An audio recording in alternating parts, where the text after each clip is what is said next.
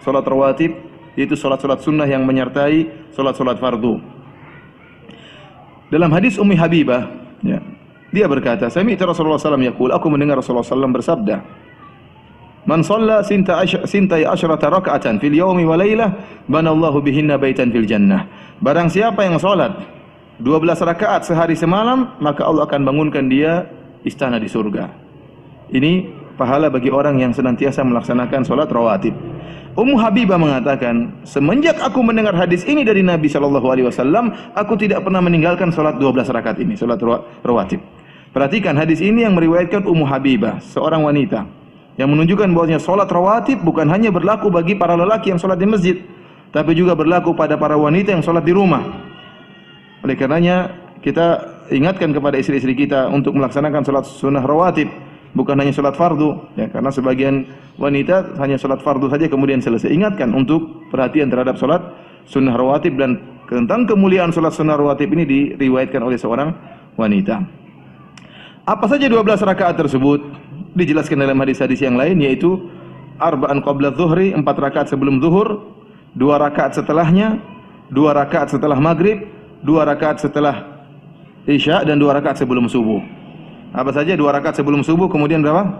4 rakaat sebelum zuhur, kemudian 2 rakaat setelah zuhur, kemudian 2 rakaat setelah maghrib, dan 2 rakaat setelah isya. Inilah 12 rakaat.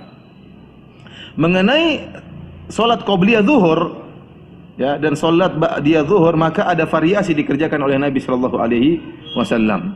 Disebutkan dalam hadis yang sahih, ya, bahwasanya Nabi sallallahu alaihi wasallam bersabda, "Man hafaza ala arba'in qabla dhuhri wa arba'in ba'daha, ya, haramallahu alaihi nar." Barang siapa yang menjaga 4 rakaat sebelum zuhur dan 4 rakaat sesudah zuhur, maka Allah akan haramkan neraka baginya. Diriwayatkan dari Ibnu Umar bahwasanya Rasulullah sallallahu alaihi wasallam, ya, pernah salat qabliyah zuhur dengan 2 rakaat. Dari sini untuk masalah salat qabliyah dan ba'diyah zuhur ada beberapa model yang dicontohkan oleh Nabi sallallahu alaihi wasallam. Model yang paling sempurna 4 rakaat sebelumnya dan 4 rakaat sesudahnya. Ini yang paling apa? Sempurna. Kemudian yang kedua 4 rakaat sebelum zuhur dan 2 rakaat setelah zuhur. Dan yang minimal 2 rakaat sebelum zuhur dan 2 rakaat setelah zuhur. Namun yang paling mulia berapa? 4 dan 4. Namun semuanya boleh dikerjakan. Nah, bagaimana cara mengerjakan 4 rakaat sebelum zuhur? 4 rakaat ini gimana kita melaksanakan 4 rakaat? Maka ada beberapa pendapat di kalangan para ulama. Ada yang mengatakan 4 rakaat sebelum zuhur ini atau 4 rakaat sebelum asar atau salat 4 rakaat yang lainnya dikerjakan sebagaimana salat zuhur. Jadi dengan 1 salam 2 kali tasyahud. Tasyahud awal, tasyahud akhir. Ini pendapat sebagian ulama karena ada hadis yang menjelaskan demikian. Namun kebanyakan ulama menyatakan kita kerjakan 2 rakaat karena dalam hadis, keumuman suatu hadis Nabi sallallahu alaihi wasallam bersabda, "Sholatul laili wan nahari masna masna." Salat malam, salat sunnah malam dan salat sunnah siang 2 rakaat.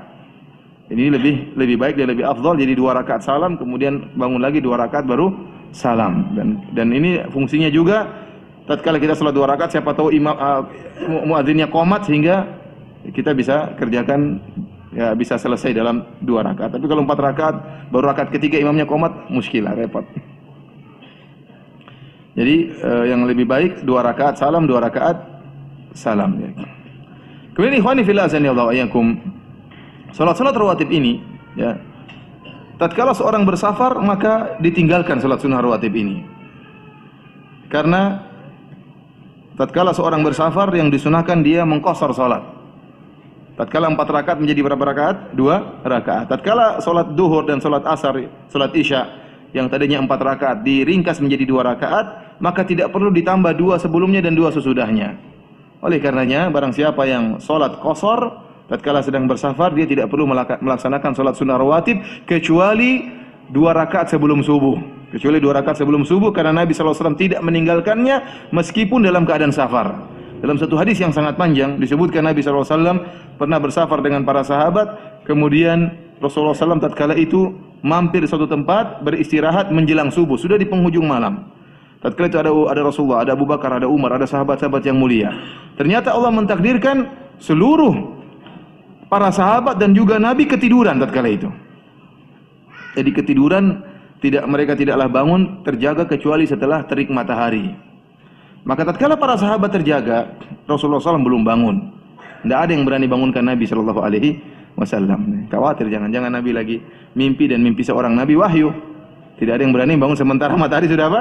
Terbit. Dan mereka tidak mungkin melaksanakan sholat sementara Nabi dibiarkan tidur. Akhirnya Umar bin Khattab radhiyallahu ta'ala mengeraskan suaranya sampai akhirnya Nabi pun terbangun. Setelah Nabi terbangun, maka Rasulullah SAW mengerjakan terlebih dahulu 2 rakaat sebelum subuh. Padahal sudah keluar waktu. Baru kemudian sholat apa? Subuh berjamaah. Ini dalil bahwasanya, kita dapatkan 2 dalil bahwasanya dalil menunjukkan orang yang sholat meskipun musafir 2 rakaat sebelum subuh tidak ditinggalkan. Kemudian barang siapa yang terbangun di siang hari, ya, dia masih boleh melaksanakan 2 rakaat sebelum subuh, baru kemudian sholat apa? Sholat subuh sebagaimana yang dialami oleh Nabi Shallallahu Alaihi Wasallam. Dan hadis ini, sebagaimana perkataan sebagian ulama, merupakan hiburan bagi seorang yang terkadang-kadang terlambat bangun subuh. Ya. Nabi juga pernah terlambat bangun subuh. Tapi jangan orang yang tidak pernah sholat subuh berjamaah mengatakan, kamu kok nggak sholat subuh berjamaah? Wong Nabi aja pernah ketiduran. Kita bilang Nabi ketiduran cuma sekali seumur hidup. Kamu beratus-ratus kali ketiduran. Jadi itu hikmahnya Allah Subhanahu Wa Taala menjadikan, bayangkan, Nabi tertidur itu ada hikmah dari Allah Subhanahu Wa Taala, karena Allah ingin membuat syariat bagaimana orang yang terlambat bangun. Oleh karenanya semuanya kompak ketiduran. Nabi, Abu Bakar, Umar, Utsman, Bilal, semuanya ketiduran. Tidak ada satu orang pun yang terjaga. Setelah syariat itu ada, sudah tidak pernah ketiduran lagi. Sebutkan jumlah bilangan sholat sunnah rawatib, karena saya masih bingung. Ini seperti saya lagi ujian ini. Ya.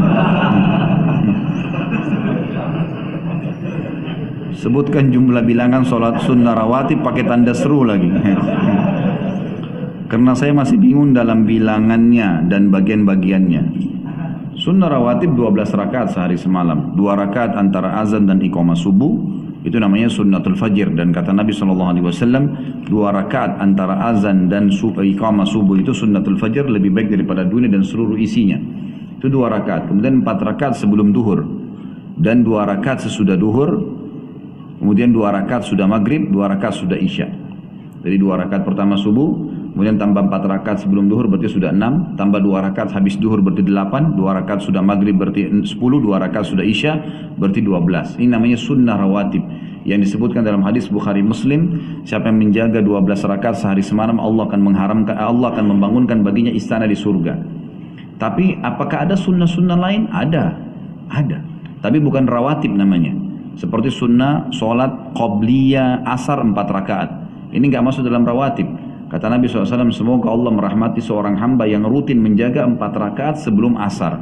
Ini tidak masuk dalam rawatib yang dapat istana di surga, tapi dapat doa rahmat dari Nabi SAW. Antara azan dan iqamah maghrib, juga antara azan dan iqamah isya, ada sholat sunnah. Karena kata Nabi SAW, baina kulli adzanaini as-salah, dalam hadis sahih. Di antara setiap azan dan iqamah ada sholat yang dikerjakan, gitu kan? Juga dalam hadis yang dihasankan oleh para ulama hadis tentang sholat qabliyah maghrib dikatakan, ya, kerjakanlah sebelum maghrib itu, gitu kan? Jumlahnya Nabi SAW sebutkan 2 sampai 6 rakaat bahkan, gitu kan?